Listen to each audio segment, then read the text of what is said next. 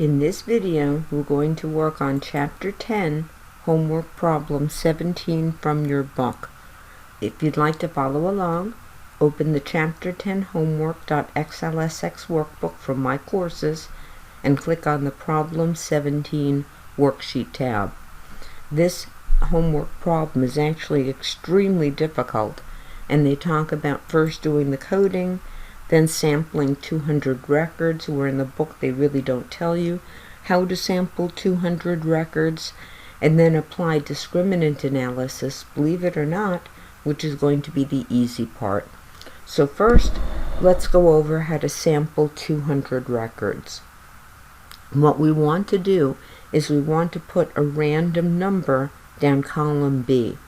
Then we're going to sort it in random number order, and then we'll just pick up the 200 lowest, or if you want the 200 highest, because in fact it is random, so it really doesn't matter which one we pick up.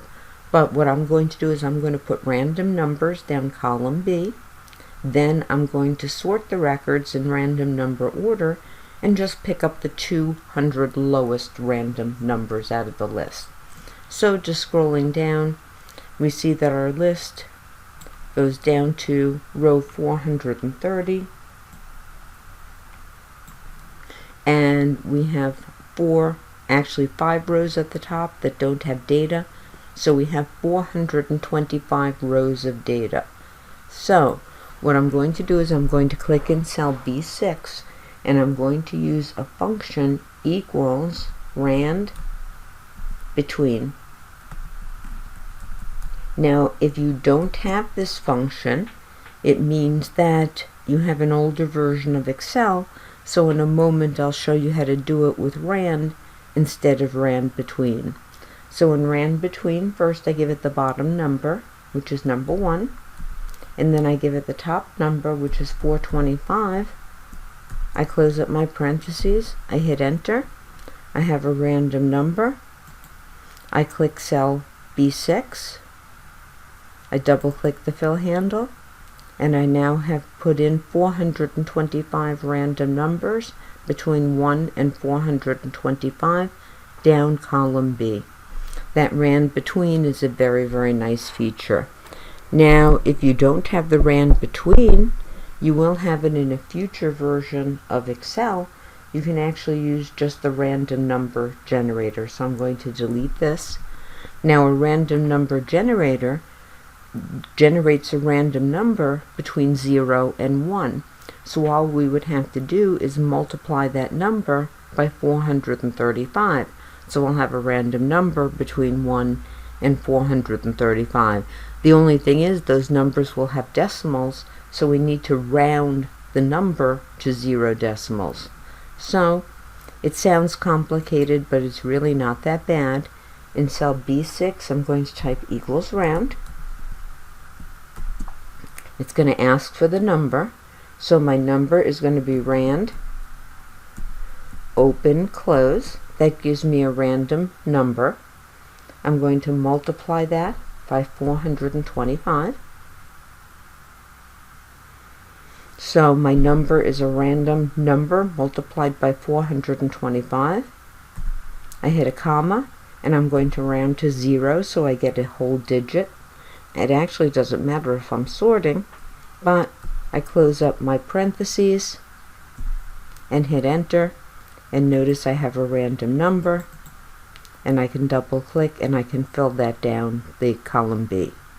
Now what's very important is it's going to be super difficult to sort by the random number by column B, because this is a dynamic function. So anytime we do anything, anytime we hit enter, accept the formula, click OK, column B is going to change. So all we need is one set of random numbers. We don't need it to keep changing.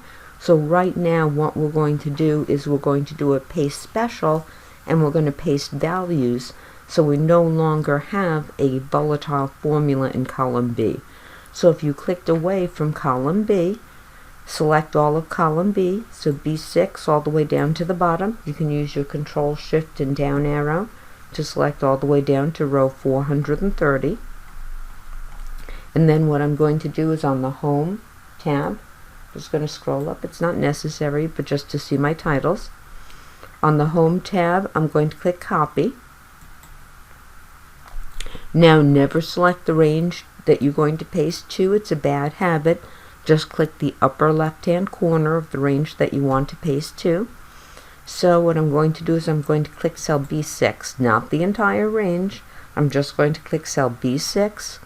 And now in the clipboard, instead of clicking paste, I'm going to click the down arrow, and I'm going to choose the first one under paste values, values. You can also do this by right-clicking. Hold on. You can also do this by right-clicking, and notice paste values is also an option there. So I paste values, and it would change again because you did something, but it doesn't matter. All we need are 435 random numbers. So notice it's no longer the rand or the rand between function. We just have 425 random numbers. So I'm going to hit escape to get rid of the marquee. Now what I'm going to do is I'm going to sort this list in random number order. So I'm just going to click any cell in column B that has a random number. It doesn't matter which one. And from the Home tab, I can go into the editing group, sort and filter, sort smallest to largest, or if you want to go crazy, you can sort largest to smallest. It really doesn't matter. I'm going to sort smallest to largest, or you can click on the Data tab, and in the Sort and Filter group, A to Z, or again, Crazy Mood, Z to A. I'm going to sort using A to Z, smallest to largest, and I have my random numbers. Now, what I'm going to do is I'm going to put in the record number. So, in cell A6, I'm going to type the number 1 and hit enter. In cell A7, I'm going to type the number 2 and hit enter. I'm going to select the 1 and the 2. And then I'm going to drag the fill handle. You can't double click because there's no column to the left. So I have to drag the fill handle all the way down until I reach the last record, 425. Now we're ready to sample the database. So to sample the database, what I'm going to use is that advanced filter. So on the Data tab, in the Sort and Filter group, I'm going to use the advanced. And I've already prepared some things for you as well. Now we're going to use the advanced filter to extract the first 200 records, and I've already prepared things for you. So if you scroll to the right, to the end of this long list, because again I coded everything for you. The coding really took a long time, and it really wasn't necessary for you guys to do. I have a criteria area and I have a sample area. So in the criteria area, we just wanted to pick up every record that's 200 or less. So we wanted to pick up the first 200 records. So in cell AB6 under record, I'm just going to type less than or equal to 200. So what it will do is it'll pick up all those records that have a record number less than or equal to 200. So we'll have our sample. Now what we have to do is we have to prepare the extract area, and in the extract area, which is going to begin in column AD, we need to put all the columns that we want to extract. In this case, we want to extract all the columns except A and B. We don't need that record number, and we don't need that random number that we generated. So I'm going to select the range C5 all the way out to Z5. I'm going to click my copy icon. So I'm going to go to my Home tab and click copy, or you can just hover over the selection, right click and choose copy. And remember, don't select the range to paste to. I'm just going to click in cell AD5 underneath where it says sample, and just click the paste icon, or right click and just choose the first paste. Now if you want to keep the same column widths, notice I have this little control, so paste options, control. Now I can click the down arrow, and in the first group, the second to the last says keep source column widths. So instead of double clicking every column, I can click that source column widths, and it gives me the same column widths that it copied from. A neat little trick. Now I can click escape to get rid of that marquee, and we're ready to do our advanced filter. So I'm going to go back home. I use the scroll bar, but you can always go home by hitting Control and then your home key. Always brings you back to cell A1. Now to use our advanced filter, we want to click any cell within the first list. So it doesn't matter which one as long as it's within that first list. And we're going to click Data, and in the Sort and Filter group we're going to click Advanced. So notice it brings up the entire list, A5 to Z430. Now we have to go to the criteria range. So in the criteria range, I'm going to click in that box, and I'm going to scroll out to the right, and our criteria range is AB5 to AB6. So our criteria is that the record number has to be less than or equal to 200. Now we're going to click the radio button to copy to another location. I wish it would copy to another sheet. It won't copy to another sheet. It will let you do a criteria range on another sheet, but it won't let you copy to another sheet. So in the copy to, I'm going to click in the copy to box, and I'm going to select the range AD5 all the way out. Since we chose, if we were going to choose all of the columns, we could have just clicked cell AD5 in the copy to, but then we would have gotten that record number and the random. Wouldn't have been such a big deal. We could have just deleted those columns, but we now click OK. And if we scroll over to our sample area, we should have a sample of just 200 records. So when I get down to 205, we see it stops. So that was long and difficult, about 12 minutes in order to sample those records. Now we can move on and do our discriminant analysis. This is actually going to be the easy part. So we're going to scroll out to our sample. So I'm going to scroll all the way to the right to where it says sample, and I'm going to click any cell within the sample. Then I'm going to click the Data Mining tab. Remember, you need that Analytic Solver add-in. If you don't have it yet, you are going to need to buy it. The information is on my courses, but you need that Analytic Solver add-in to be able to see the Analytic Solver and the Data Mining tabs. I'm going to click Data Mining, and then in the Data Mining group, I'm going to click Classify, and then Discriminant Analysis.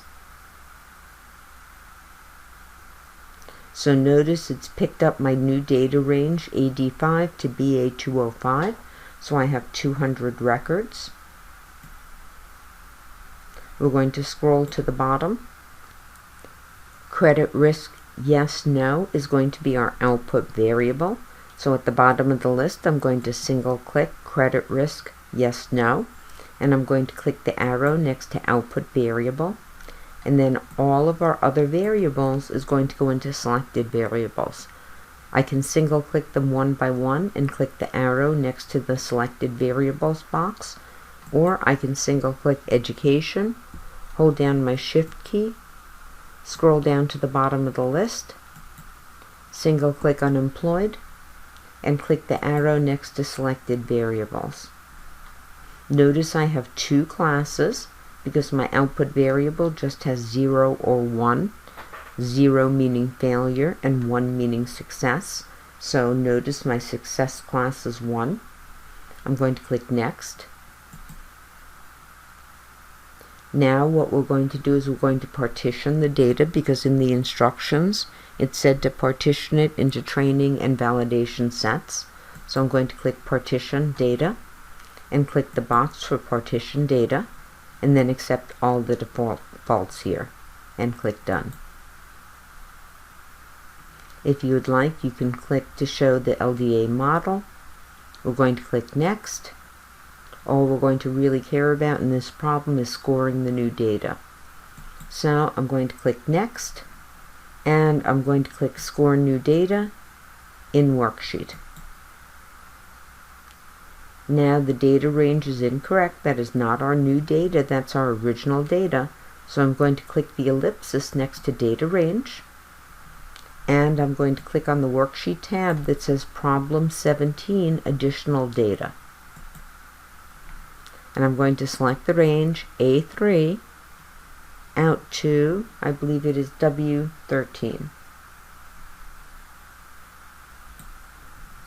And I'm going to click OK. Now down at the bottom, I'm going to click Match by Name. I've copied the headers so I know that they all match. And I'm going to click Finish. So I have now done my discriminant analysis, and what we really care about is the new classification. So I'm going to click the new classification, and it looks like a lot of our new records would be accepted. So record number 1, prediction would be a 1 that we would accept. 2 is an accept, 3 is an accept, record 5 would be a reject, and actually that would be the only reject based on our discriminant analysis.